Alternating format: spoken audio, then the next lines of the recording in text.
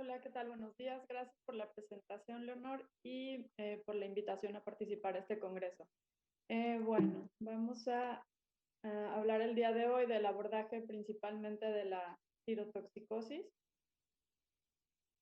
A manera de agenda, pues trataremos las definiciones principales, el abordaje inicial, las manifestaciones clínicas, exploración física, diagnóstico y las etiologías.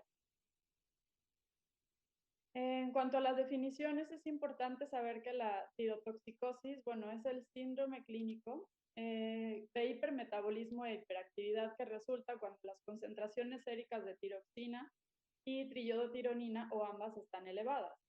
El hipertiroidismo es el término que utilizamos para referirnos al incremento sostenido en la biosíntesis y secreción de hormona tiroidea por la glándula tiroides.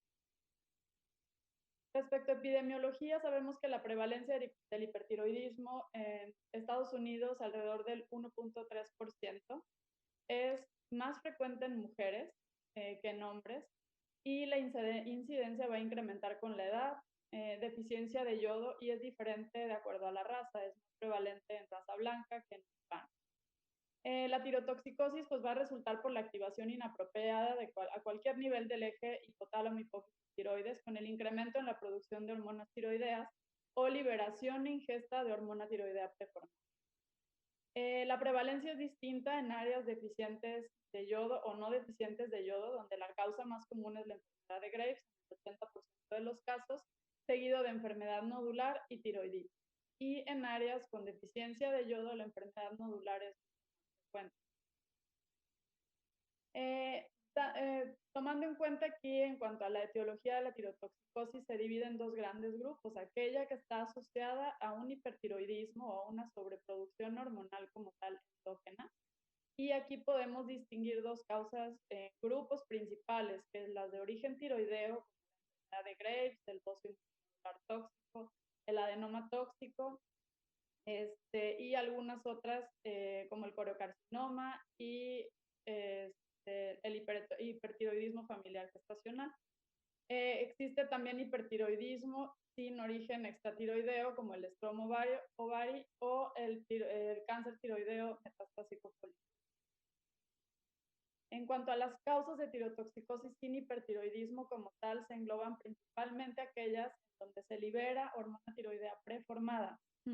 Y las que son de origen tiroideo, pues son todas las que incluyen a todos los tipos de tiroiditis, desde la tiroiditis postparto, la tiroiditis subaguda, la que es inducida por drogas y algunas postinfecciosas. Y en el origen extratiroideo, pues el consumo exógeno de hormona tiroidea. Vamos a hablar de las principales manifestaciones clínicas que encontramos en el caso de tirotoxicosis y cuál es la variación de los datos clínicos que nos pudieran orientar hacia cuál es la etiología, porque sabemos que dependiendo de la etiología será el tratamiento que se requiere. Las manifestaciones clínicas pues van a ser independientes de la causa. Hay algunos datos que nos pueden dar idea de esto. Es importante tomar en cuenta la duración de los síntomas, ya que sabemos que la tiroiditis, por ejemplo, tiene una duración de tiempo más corta, a diferencia de la enfermedad de Graves, que pueden ya tener síntomas por meses. Hay que tomar en cuenta el tamaño, forma y textura de la glándula, si hay presencia o ausencia de dolor y si hay manifestaciones extratiroideas. A nivel del sistema cardiovascular, sabemos que son síntomas muy importantes los que se presentan en la tirotoxicosis. Hay un aumento en la demanda circulatoria por hipermetabolismo. Hay resistencia vascular periférica disminuida en reposo con aumento del gasto cardíaco. Hay un aumento del efecto inotrópico. Puede haber taquicardia en reposo y esto está dado por aumento del tono simpático y disminución del tono vagal. Puede haber aumento de la fuerza sistólica, la cual el paciente lo va a percibir a veces como una palpitación. Y sabemos que en un 2 a un 20% de los casos puede haber fibrilación auricular, y esto por el exceso de la hormona tiroidea o activación directamente de anticuerpos receptores adrenérgicos beta 1. Puede haber también edema periférico leve. Estos son algunos de los cambios cardiovasculares dinámicos que acompañan la disfunción tiroidea. principalmente vemos la diferencia a nivel de las resistencias vasculares sistémicas en pacientes hipertiroideos, donde están disminuidas, hay aumento en la frecuencia cardíaca y aumento en el gasto cardíaco de manera importante.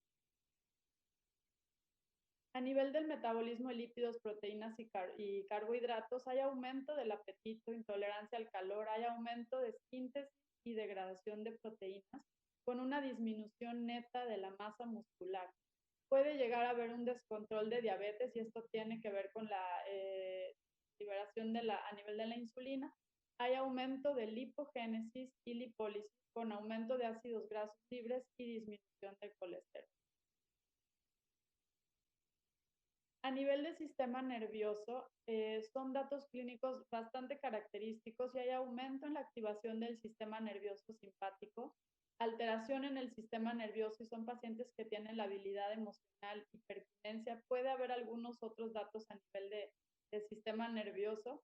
Hay fatiga, ansiedad. Es característico también el temblor fino en ambas manos.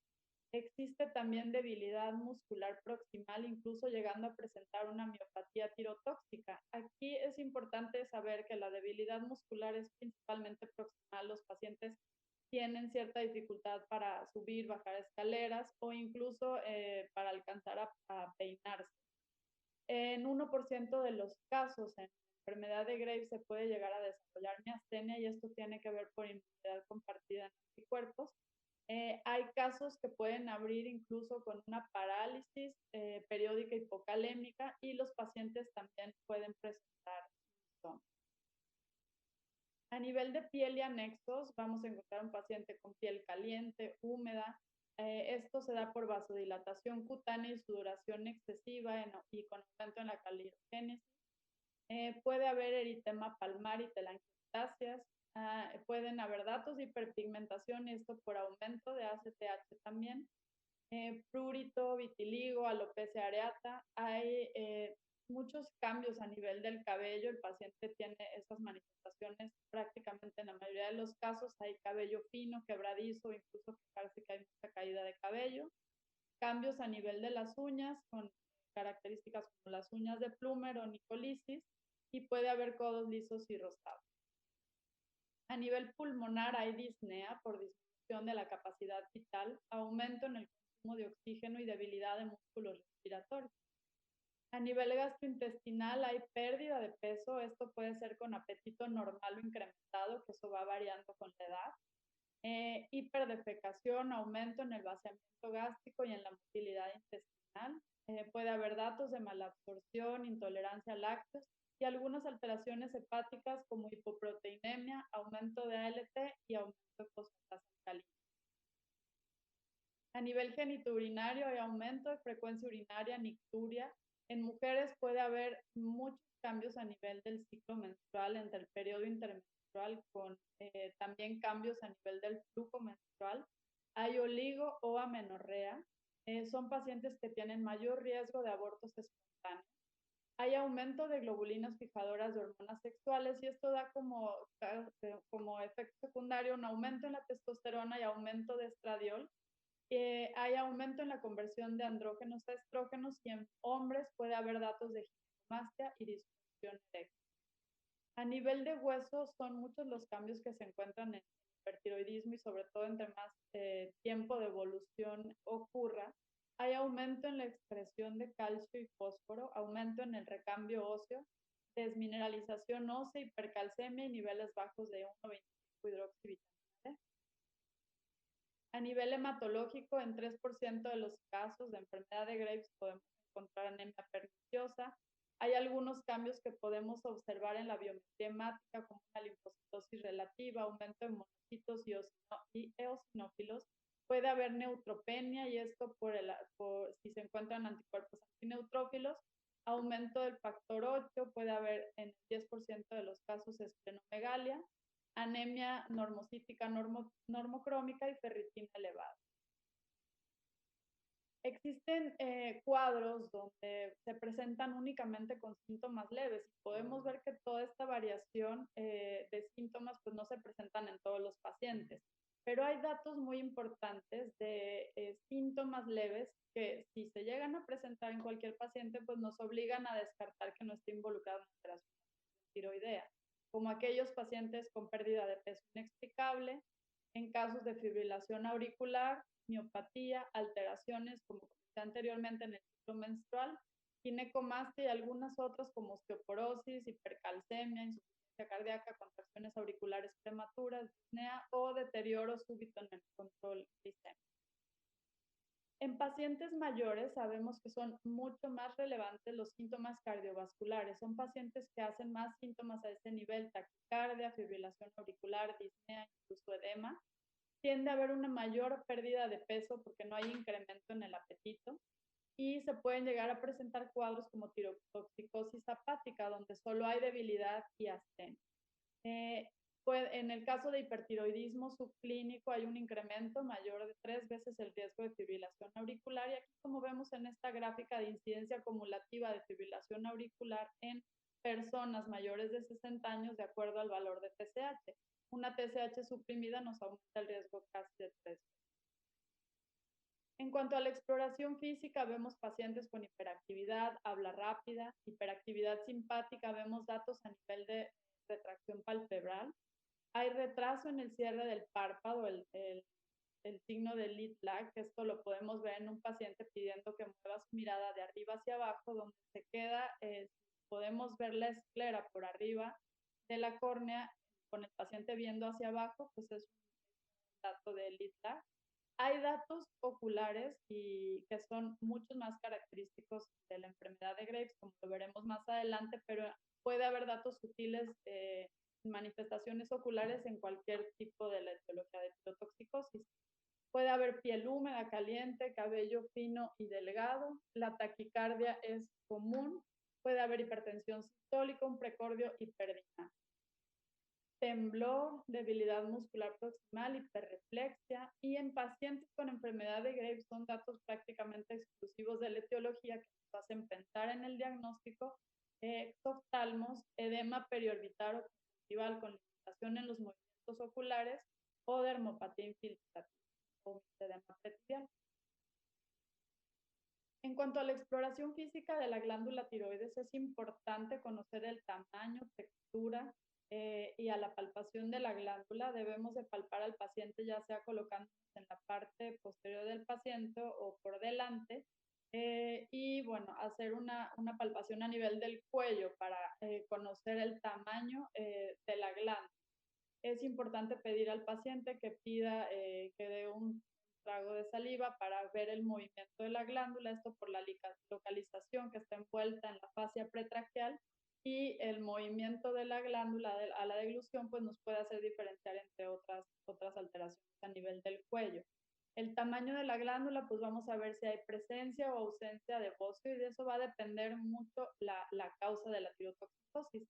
Hay un crecimiento y tamaño variable en enfermedad de Graves o bocio muscular tóxico. Una tiroides no palpable puede ocurrir también en enfermedad de Graves, pero principalmente en adultos mayores. En tiroiditis no dolorosa o silente puede haber una tiroides con leve crecimiento, pero no es muy común que encontremos un bocio muy prominente. La ausencia de bocio con hipertiroidismo pues nos puede hablar de alguna causa exógena o estromovari. La presencia de un nódulo palpable sugiere la posibilidad de una funcionante, y una tiroides dolorosa o blanda, pues de una tiroiditis subaguda. Aquí tenemos otro esquema, bueno, de una paciente con un bocio bastante evidente en un enfermedad de Graves.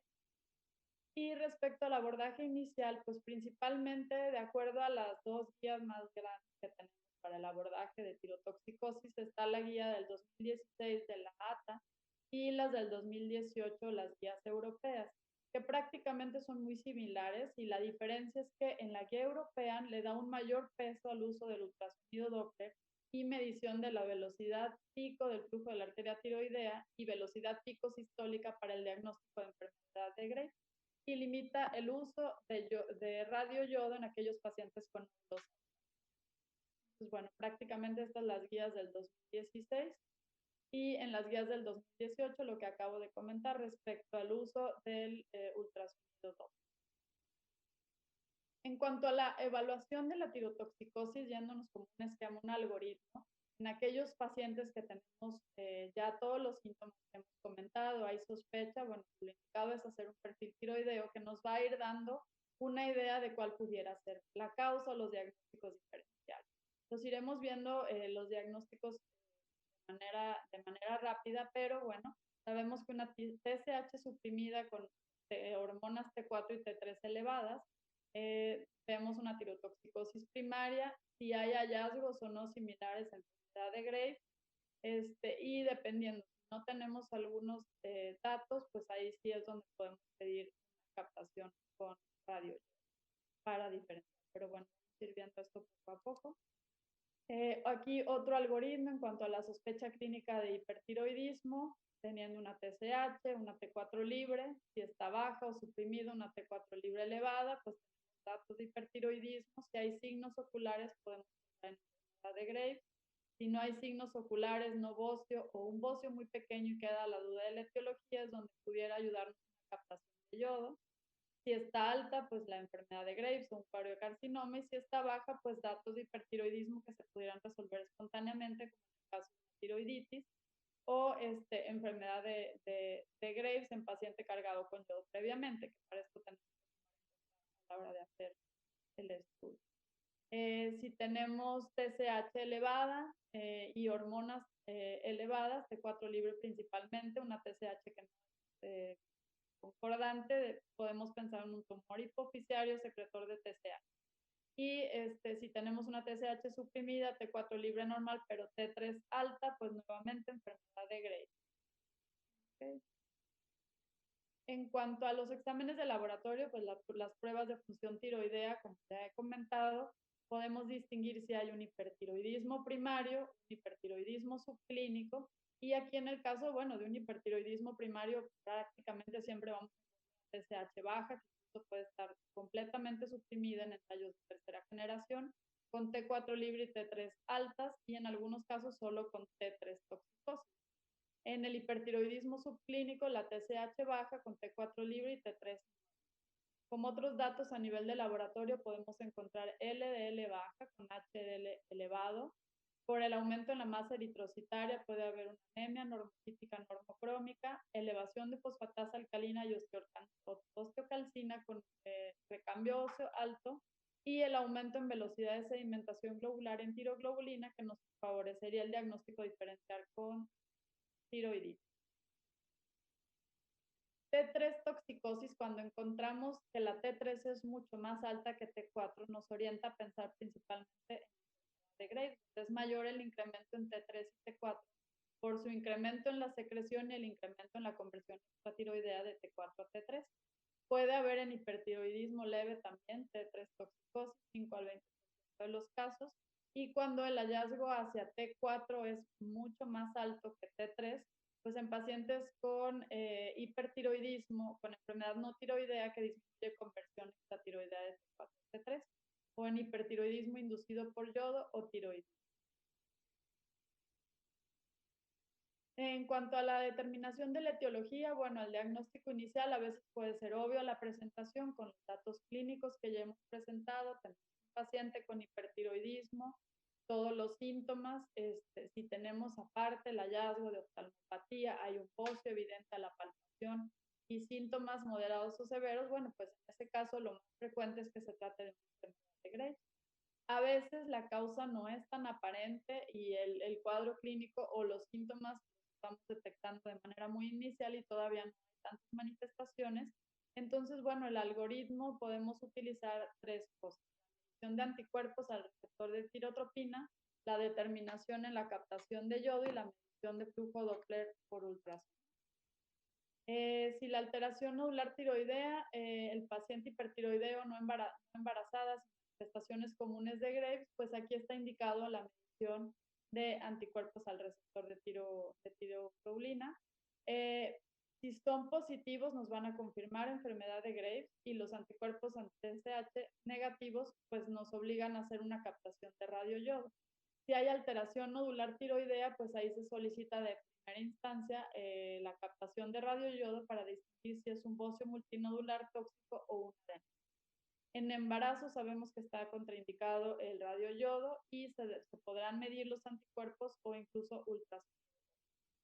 Otro dato clínico importante en caso de enfermedad de Graves, el ratio de T3 a T4 generalmente es mayor a 20, es otro de los datos que se pueden presentar. Y bueno, si tenemos T4 libre y T3 elevadas y TSH normal, se puede solicitar su unidad alfa y una resonancia para descartar la posibilidad de un productor de TSH. En cuanto a la captación de radioyodo, pues nos puede ayudar a distinguir aquellas etiologías con una captación elevada o una baja captación. Pacientes, sobre todo en pacientes que encontramos alguna enfermedad nodular, se solicita este test para determinar etiología. Aquí tenemos, bueno, principalmente los datos cuando tenemos una captación de radioyodo alta o ausente, los diagnósticos diferenciales entre enfermedad de Graves y sobre todo para distinguirlo de una tiroiditis, que a veces se pueden presentar de manera muy similar en cuanto a síntomas. La captación elevada pues nos puede hablar de síntesis de novo y una captación baja pues indicar inflamación o destrucción del tejido tiroideo con liberación de la hormona tiroidea preformada. Pacientes que han sido expuestos a una carga grande de yodo pueden tener también captación baja. El gamagrama utiliza principalmente dos radioisótopos, que es el yodo 123, el yodo 131 o tecnesio 99. El tecnesio 99 es por medio intravenoso y los otros dos se administran vía oral. Son estudios donde se da una dosis muy baja al paciente y se le solicita la medición, se le hacen unas fotografías para el gamagrama a las 6 horas en algunos casos y a las 24 horas para determinar la captación. Lo normal generalmente es de 5 a 25%. Y bueno, sabemos que las células foliculares normales captan el tecnesio y radioyodo, pero únicamente el radioyodo es organificado y almacenado en el lumen de folículos tiroideos. Aquí tenemos algunas imágenes para diferenciar los principales diagnósticos en cuanto al gamagrama tiroideo. Vemos en la primera imagen del lado izquierdo un paciente con enfermedad de Graves donde la captación es completamente difusa en la glándula. En la imagen en medio es un adenoma tóxico donde vemos una captación única y el resto de la glándula hipocaptante. Y en el caso de un bocio multinodular donde vemos dos zonas de hipercaptación. Aquí otro scan de una glándula tiroidea, un paciente de 72 años con enfermedad de Graves. Vemos igual la imagen con una glándula hipercaptante. Y bueno, ¿qué sucede con los anticuerpos al receptor de tirotropina? Aquí pues nos van a ser útiles sobre todo en mujeres embarazadas hipertiroideas, en pacientes hipertiroideos donde no evidenciamos un bocio nodular o no hay manifestaciones clínicas obvias para enfermedad de Graves. Se pueden utilizar para determinar la etiología. Y bueno, la enfermedad de Graves sabemos que es causada por anticuerpos al receptor de TSH que activan a este receptor estimulando síntesis y secreción y crecimiento de la glándula. Una sensibilidad de especificidad para enfermedad de Graves a 97 y 99%. Aquí, bueno, son los otros nombres que tenemos para los anticuerpos, que son las inmunoglobulinas estimulantes pues en estos receptores se pueden solicitar así o como anticuerpos al receptor de TSH. Aquí, bueno, en cuanto al ultrasonido Doppler, aquí vemos la diferencia de una glándula normal en la imagen en el lado A comparado con una glándula con enfermedad de Graves en la imagen en el B y un comparativo en el ultrasonido Doppler que también puede ser muy útil en pacientes donde no se puede hacer una captación de radioyodo para el diagnóstico diferencial y bueno, pues vemos que es muy evidente el aumento del flujo Doppler a nivel de la glándula tiroides en paciente con enfermedad de Graves. En cuanto a la etiología, pues bueno, la causa más frecuente en cuanto a enfermedad de Graves, lo vimos anteriormente, 80% de los casos va a ser el diagnóstico más común. La patogénesis, pues bueno, historia familiar, genes asociados y factores ambientales. El cigarro tiene un factor importante también. Puede haber orbitopatía de Graves hasta en 25% de los casos, pero hay pacientes que tienen alteraciones subclínicas en hasta 70% de los casos. Por eso es importante la exploración y el interrogatorio a ese nivel. Dermopatía tiroidea es infrecuente, 1 a 4% de los casos, pero es patognomónica de enfermedad tiroidea autoinmune. El hallazgo de acropaquia es raro, pero un bocio difuso con orbitopatía, dermopatía o acropaquia, pues no requiere algún otro estudio diagnóstico. Podemos pensar que es enfermedad de Graves. Como ya comentamos, la sensibilidad y especificidad de los anticuerpos y una captación elevada. En cuanto al tratamiento, de manera general para enfermedad de Graves, pues podemos utilizar los fármacos antitiroideos, el yodo radioactivo y la tiroidectomía. No vamos a ahondar mucho en la parte del tratamiento para seguir con los diagnósticos diferenciales. El adenoma tóxico o bocio multinodular, que es otro de las causas más frecuentes de tirotoxicosis, pues hay una hiperplasia focal o multifocal de células foliculares con producción autónoma de hormonas tiroideas por mutaciones activadoras en el gen de receptor de TSH, con aumento en la producción de adenilciclasa independiente de TSH. El bocio multinodular tóxico es más frecuente en personas mayores y presentarse como una tirotoxicosis hepática, y un nódulo tiroideo palpable, bocio nodular o hipertiroidismo con anticuerpos negativos, pues nos obliga a hacer esta captación de radioyodo.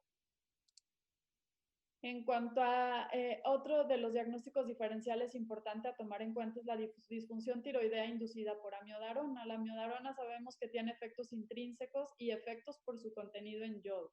Va a disminuir la conversión de T4 a T3 e inhibe la unión de T3 a sus receptores nucleares, directamente tóxica a células foliculares, y puede hacer también datos de tiroiditis destructiva. Es un diagnóstico diferencial importante a descartar en pacientes con el consumo de amiodarona, y en el contexto de enfermedad tiroidea hay una carga excesiva de yodo que resulta en hipotiroidismo por la falla al escape en el efecto de Wolff-Chaikoff, o hipertiroidismo por el fenómeno de Jod-Wasser. El hipotiroidismo es más frecuente en áreas suficientes de yodo y el hipertiroidismo en áreas deficientes de yodo. Entonces puede existir también la tirotoxicosis inducida por amiodarona, y como sabemos hay dos tipos: la tipo 1, donde hay un incremento en la síntesis de hormona tiroidea, y en la tipo 2 es una tiroiditis destructiva. Como la etiología es completamente distinta, es importante diferenciar porque el tratamiento va a ser distinto. En algunos casos sí se puede utilizar antitiroideos, pero en el tipo 2 o una tiroiditis destructiva pues no estarían indicados. Los clásicos síntomas adrenérgicos son enmascarados por el efecto beta bloqueador de la amiodarona, y los anticuerpos y el ultrasonido Doppler puede ayudarnos a diferenciar entre el tipo 1 y el 2 en el 80% de los casos. Otro de los diagnósticos diferenciales es el adenoma hipoficiario secretor de tirotropina, que es bastante raro, menos del 1% de los adenomas hipoficiarios, pero sospecharlo en aquellos pacientes donde vemos un valor de TSH que no corresponde para la elevación de hormonas tiroideas. Puede haber un bocio pequeño o síntomas generalmente de hipertiroidismo leve. En cuanto a la sospecha, pues hay que hacer una resonancia magnética de hipófisis para descartar. Otro de los diagnósticos diferenciales, que aunque es raro, pues hay que tomarlo en cuenta, es el síndrome de resistencia a hormonas tiroideas. Aquí, de manera general, pues son mutaciones a los genes que codifican el receptor beta de la hormona tiroidea, y las mutaciones es hacia las dos isoformas, alfa y beta. La beta es mayormente expresada en el hígado, y la alfa se expresa a nivel de corazón y hueso, y en ese caso puede haber hipertiroidismo expresado con taquicardia, nerviosismo, incluso presentarse bocio con elevación de T4 libre. Podemos sospecharlo en aquellos pacientes con hipertiroidismo, un nivel de TSH que tampoco es concordante con la elevación y donde no se ha documentado algún adenoma hipoficiario aparente. Otro de los diagnósticos, la mola hidatidiforme y el coriocarcinoma. Sabemos que la hormona gonadotropina coriónica humana estimula débilmente el receptor de TSH, entonces puede haber un hipertiroidismo manifestado por concentraciones muy altas en molas hidatidiformes o coriocarcinomas. Aquí la captación de radioyodo también es alta en estos casos. El cáncer folicular metastásico, aumento en la secreción de T3, ahí también hay una T3 toxicosis, bueno, a tomar en cuenta como diagnóstico diferencial.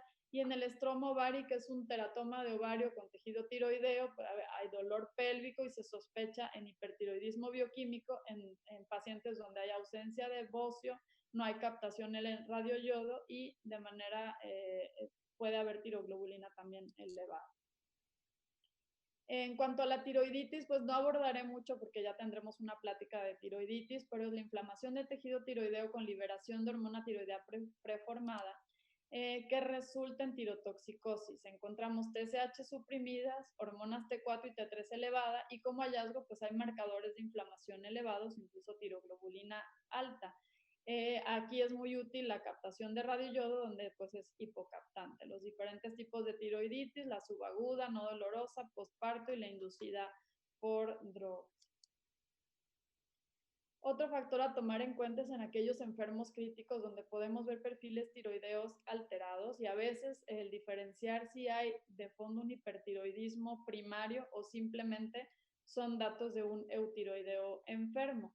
La T4 total y T4 libre pueden ser normales por disminución en la proteína de unión de T4, por desplazamiento de T4 a proteínas de unión por metabolitos endógenos o algunos fármacos.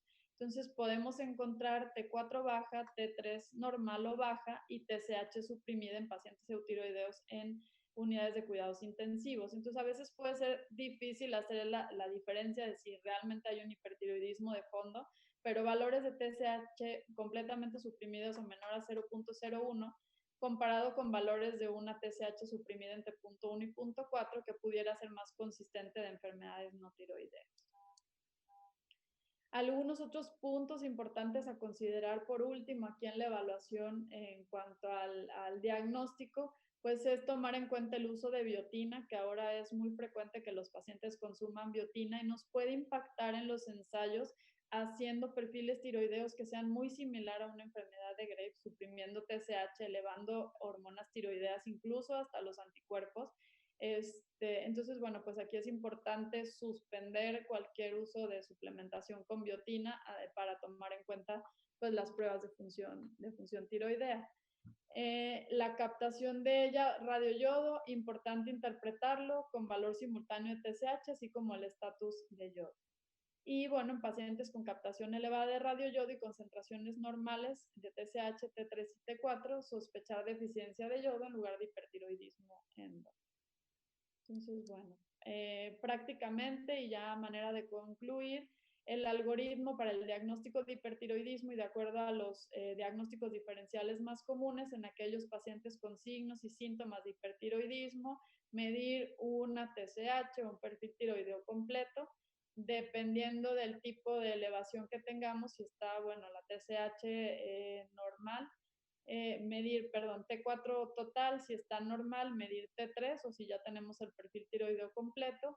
Si hay una predisposición a mayor elevación de T3, T3 toxicosis, si hay hipertiroidismo subclínico, o si la T4 está elevada con hipertiroidismo primario, solicitar una captación de radioyodo para los diagnósticos diferenciales de acuerdo ya a la exploración. Y si está la TSH alta, pues bueno, aquí considerar lo que habíamos comentado de un adenoma secretor de TSH. Entonces, bueno, prácticamente eso sería todo en cuanto al abordaje. Muchas gracias por su atención.